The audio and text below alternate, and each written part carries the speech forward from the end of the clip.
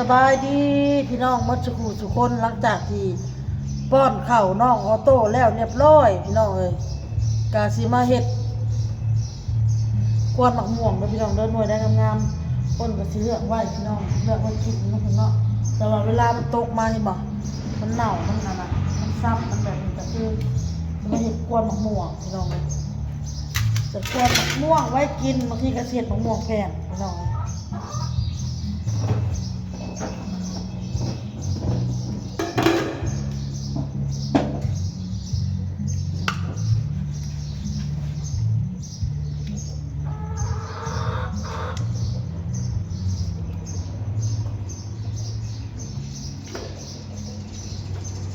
ตัวเป็นเม็ดมันก็ขูดเอาไปทีละ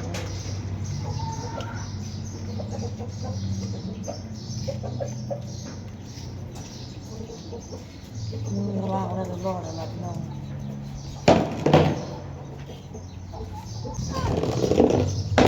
ปากอีกเกินนี่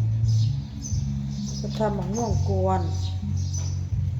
กันปลาไว้ลายมือมันก็จะเน่าพี่น้องเนาะมันก็จะเน่า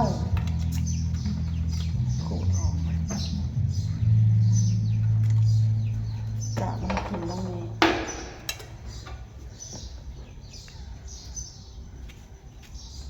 กีโตเขามาพี่น้องเขามาคนหัวมันบสุกเลย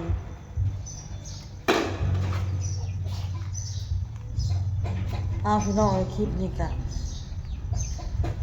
มีเรื่องสิมาถามแล้วก็มีเรื่องสิมาเว้าพี่น้องเลยเว้าก็เว้าเรื่องบอเต้แล้วก็เว้าเรื่องของตัวเองนี่แหละคลิปนี้ก็สิฝากถึงสามีแล้วพี่น้องเด้อตอนเอฟซีเป็นยังคือมาเว้าอยู่ออกคลิป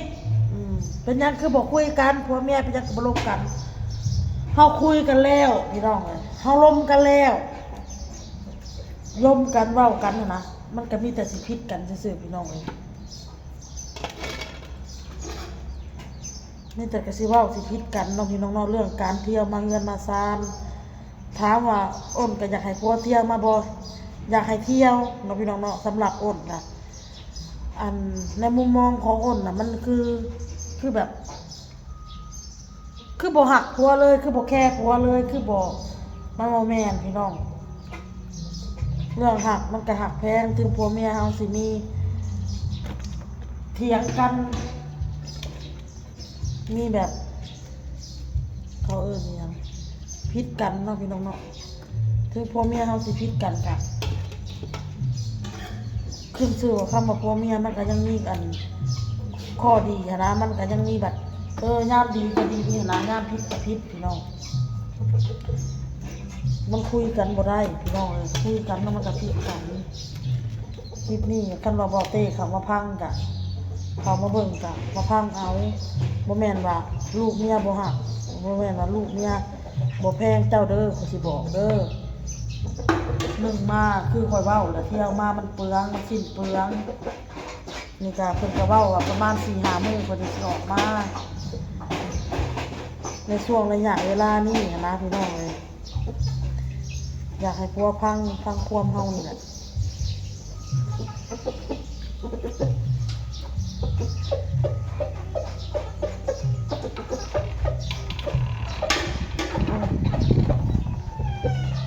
ฟังความกันแน่เขาถ้าเว้าหน้าชิงหน้าปากต่อปากมันเว้ามันก็คิดกัน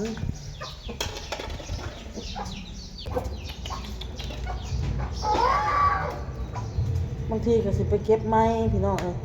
จะเห็ดหมดนี่นะร้ายเติบก็เห็ดหมดนี่ของมันหน่อย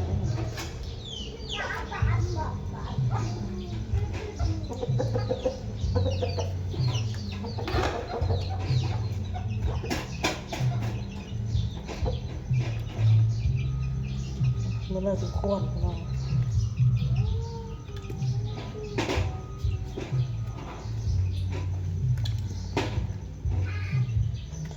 โอ้ยมันเป็นไปได้อ้นหนึ่งอย่าให้พัวมากกูมือกูแล้วในช่วงเวลานี่มันนั่นมันอัตคัดมันครอบครัวเฮามันจำเป็นเฮาก็ต้องอดเอาเนาะบัดครอบครัวเฮาผ่านวิกฤตนี่ไปก็เที่ยวมากกูมือก็เที่ยวบัดนี้ค่ะ ถ้าว่าพัวมากูมือมันเป็นอะไรมันก็ดีบ่พี่น้องสำหรับอ้นนะมันก็ดีที่แบบว่ามันมีผู้ชายมันรู้สึกแบบว่ามันก็อบอุ่นพี่น้องเลยมันดีตรงนี้เฮากับบ่ย่านเฮือนมันมีผู้ชายนะเฮาไปอยู่กับลูกกับเต้าเฮาแม่นบ่มีผัวมามันก็อบอุ่นแต่ว่าให้ย่านให้นั่นให้นี่กับบ่ย่านพี่น้องเพราะว่าเฮาอยู่เฮือนเฮาต่างแต่ว่าเฮามีผัวแหละมันอบอุ่นนะมันอบอุ่นออโต้ก็อยู่กับผู้เดียวพี่น้องตาเวลามือมันสิหนาวเปื่อยผ่านวิกฤตนี้ไปแล้วก็วิทย์บ่จำเป็นยังมาทุกสิ่งทุกอย่างแล้วก็เที่ยวมากับมือก็ได้แล้วแต่เข้าใจเลยช่วงครอบครัวเฮาก็อัตคัด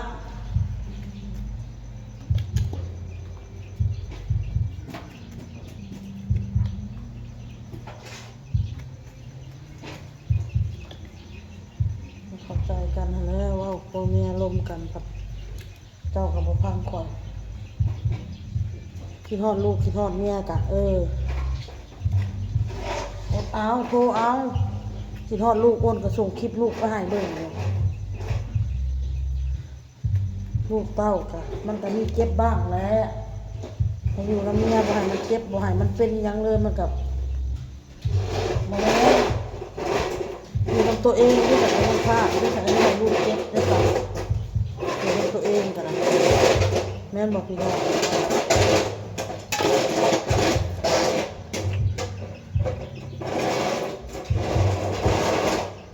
โอ้ยหลักไหลเด้จะเฮ็ดโตหลักไหลโทรเอากินฮอดลูกกันเดี๋ยวสิถ่ายคลิปถ่ายยังของลูกส่งให้เบิ่งอยู่ลูกเมียกับกินฮอดคือกันก็อดเอาแล้วอดจะกันแล้วเฮ็ดได้ซะ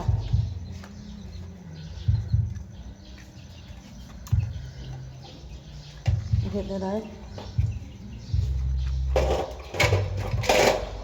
เราก็ว่าอยู่มันไกลบ่เต้พี่น้อง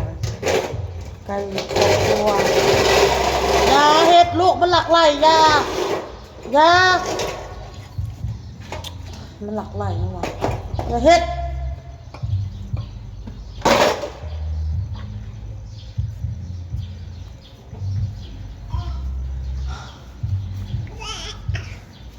อะไรโอ้ยเจ็บเลยเลยยาวๆอะไร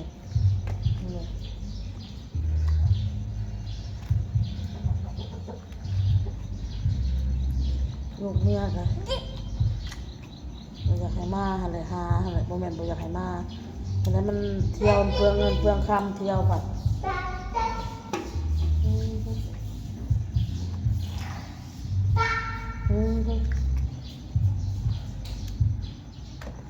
ตัวปี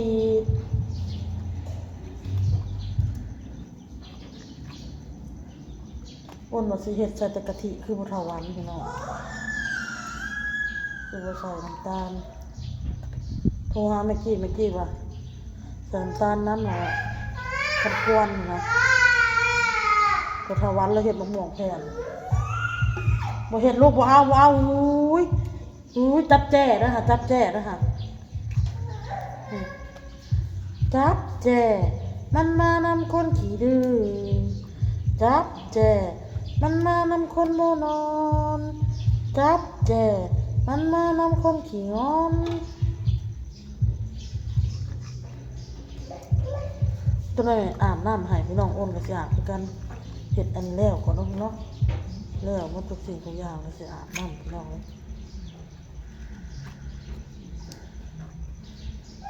บางทีพอถามเป็นยังเจ้าจะบ่ให้ออกบ่อยากให้ปล่อยออกมาอ้นก็ว่าเหตุผลในพังแล้วเนาะมันเปลือง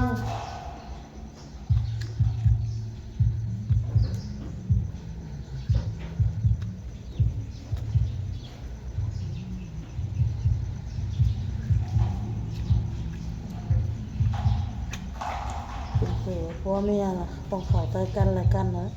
มันถึงไปกันหรอก เราเอาแต่อะโลเจ้าเขาก็เอาแต่อะโลก่อนมันก็ไปกันบ่รอดพี่น้องเลย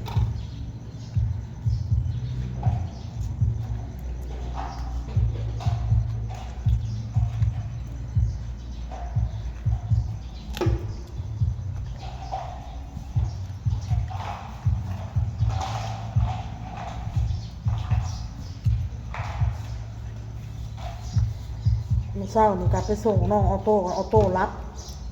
นอนบ่ตื่นจักเทื่อขล้นตื่นแล้วผัดตื่นแล้วผัดบ้าผัดรับต่อพี่น้องก็เลยปะขึ้นนอนซ้ำมื้อเช้าปะขึ้นนอนไว้ในห้องแล้วก็คลายตู้ปลาไว้แล้วก็พอเพิ่นตื่นมาให้เพิ่นลุกนะเพิ่นเลาะย่างหาถ่าให้ถ่าเอาซั่นซะไปส่งอ้ายบ่ไปส่งบ่ได้พี่น้องน้องบอลเรามีเซ็งพี่น้องเพราะว่าเมื่อเดือนนี้โรงเรียนเราก็พักบอลมีเซ็งเนาะในครูก็โทรหาอ้นน่ะอ้นจะไปส่งน้องลุงบ่โทรหาหัวหับสาย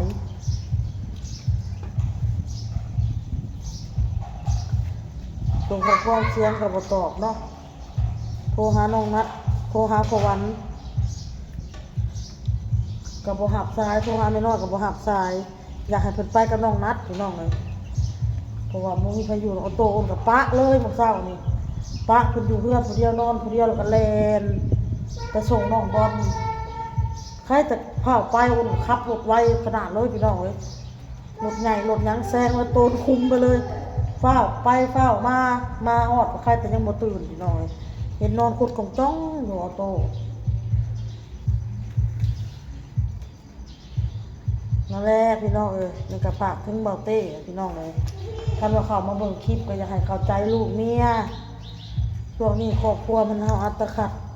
เงินคำกับประหยัดไว้ไปใช้จ่ายอย่างอื่นเติมน้ำมูกน้ำมันมากอะคู่มืออะ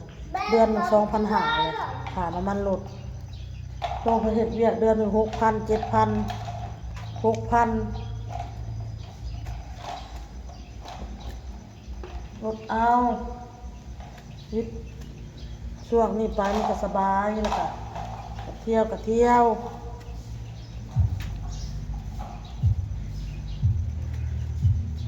อ้นว่าสิจงไว้เรื่องงามให้พี่น้องสิเห็ดหมดเลยพี่น้อง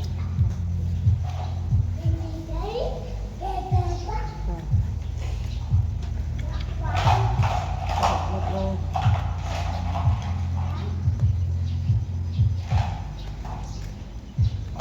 กับน้องบอลนำพี่น้องอ้นสิมาเว้า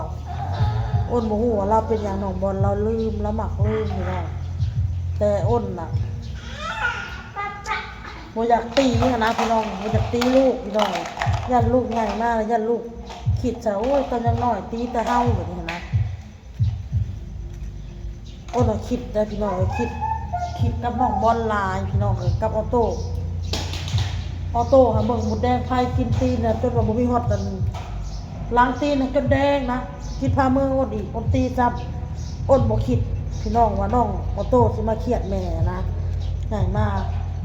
เพราะว่าออโต้แล้วมีพ่อมีแม่ที่แบบครอบแบบมันอบอุ่นนะแม่นอยู่พี่น้องบอลน่ะเราบ่ได้อยู่น้ำอ้นแต่น้อยนึงบอกพี่น้องเรามาใช้ชีวิตอยู่น้ำแม่แบบมีแต่ให้แล้วก็ตีแบบนี้บ่อยากให้แม่คิดบ่อยากให้ลูกคิดนะว่าลูกใหญ่มากนะบ่อยากให้ลูกมีปมด้อยพี่น้องเลยแต่เฮ็ดได้ละหมักลืมบัดนี้นะพี่น้องเลยน้องบอลละหมักลืมจะใช้อ้นเฮ็ดได้บัด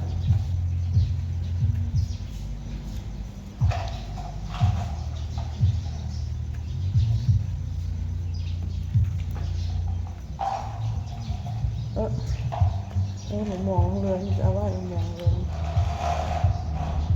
เอาไว้กินหมูหมองเรืองต้องใส่เช้านี่คือกันเรากินข้าวแล้วเราล้างมือแล้วก็เตรียมหยังแล้วก็แล้วจะกินข้าวกับเมียนแล้วเพราะเมียนแล้วเราตอบแม่เอาเข้าตู้ไว้เมื่อเราบ่ลูกเอาเข้าตู้แล้วออกมาเบิ่งเจอยังอันยะนี่เรากินพี่น้องไก่ขึ้นเพียงอ้นเทถิ่มมัด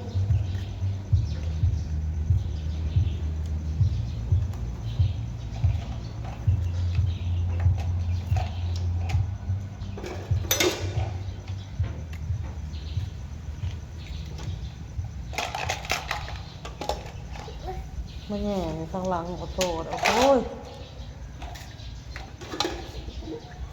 หมักลืมจักสิเห็ดในใดพี่น้องเลย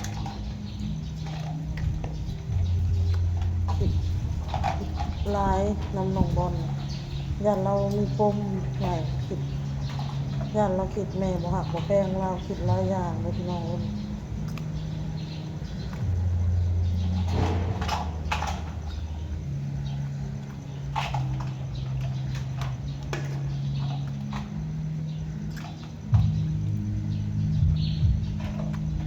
ขนาด10 ส่งยังลืมฮีดพี่น้องมันเจ้าเอาบอลไปยังคือบ่ฮีด10 ส่งคือตีกับป่องนี่แหละจะฮีด10เป็นคนหมักลืมเป็นคนบ่เก่งพี่น้อง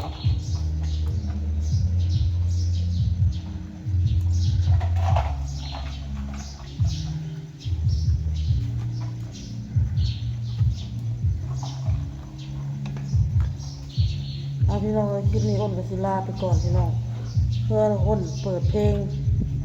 เมียนเพื่อนไปนำเปิดเพลงไปนำพี่น้องเล่ากันเลยเมียนทันทิศนี้แล้วพี่น้องอ้นกันกันเนี่ยเมียนนำมานี้แล้วเมียนเพื่อนครัวเลยลากครัวลากหัวไปสักเครื่องแทบมัดไปหักน้องบอลมาแรงทางหนึ่งไปหักคันบลืมมันก็ซื้อมาเลย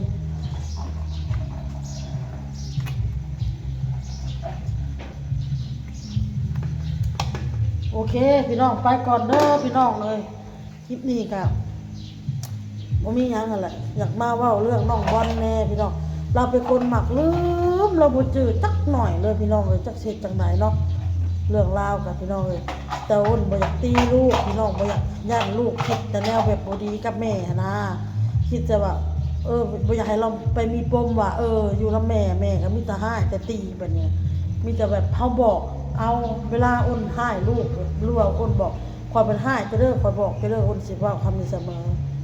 แล้วก็เลือกแล้วก็บอกเต้น้ำบ่แม่นว่าครอบว่าบ่แม่นว่าลูกเมียบ่หักบ่แพงลูกเมียก็หักแพงแต่ว่าให้คิดถึงว่าครอบครัวเฮาช่วงนี้เวลานี้มันนั่นก็บ่อยากให้เที่ยวร้ายพี่น้องเอ้ยเราพี่น้องเนาะให้เข้าใจแล้วก็เฮาเว้าต่อหน้ามันเว้ามันก็ผิดกันนะผมเมียข่อยอยากมาข่อยง้อลูกข่อยข่อยอยากมาเป็นหยังจังซั่นจังซี่นะมันเว้าแบบบ่อยาก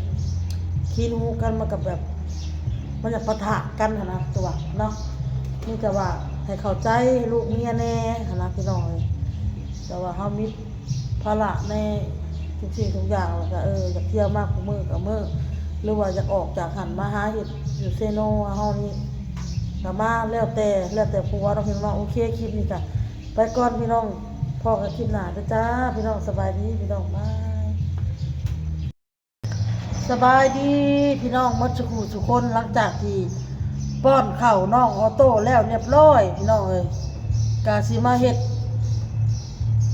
กวนหมักม่วงเด้อพี่น้องเด้อหน่วยได้งามๆต้นก็สิเลือกไว้พี่น้องเลือกไว้คิดเนาะพี่น้องแต่ว่าเวลามันตกมานี่บ่มันเน่ามันนั่นน่ะมันซ้ำมันแบบนี้ก็คือมาเฮ็ดกวนหมักม่วงพี่น้องเอ้ยจะกวนหมักม่วงไว้กินบางทีก็เสียดหมักม่วงแพงพี่น้อง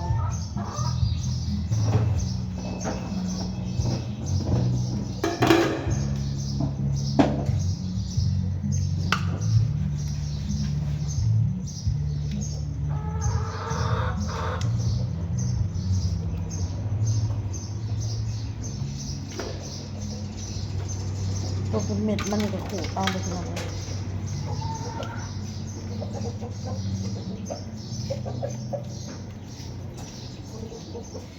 มือวางแล้วรอดแล้วพี่น้อง